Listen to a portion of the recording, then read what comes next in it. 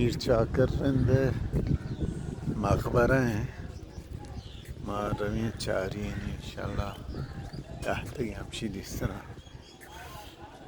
من و آقای کاشف با هم یحتاجینا شی محلی که میرچاکر دفن بوده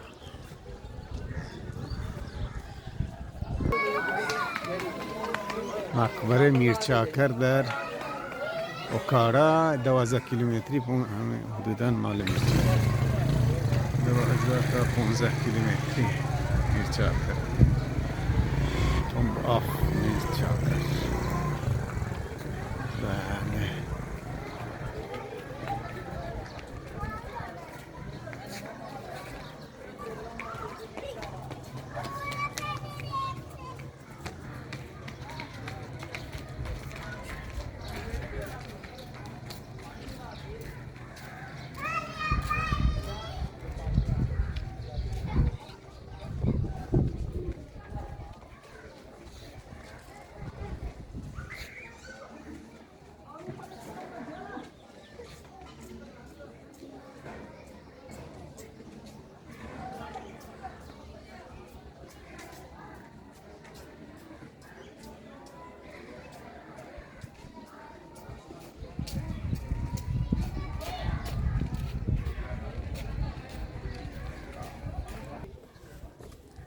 एक दो तीन फोटो ले लो यानी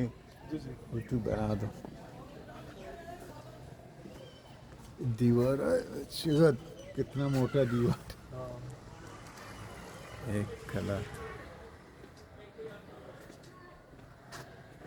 غالب بتشيك ديوار أنا فكرت هنا طبعا بحتاج هشت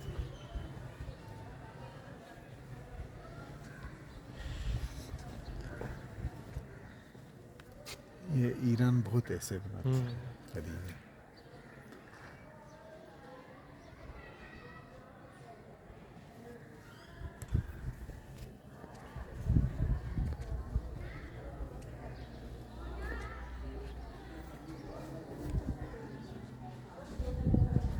قالوا إنا لله وإنا إليه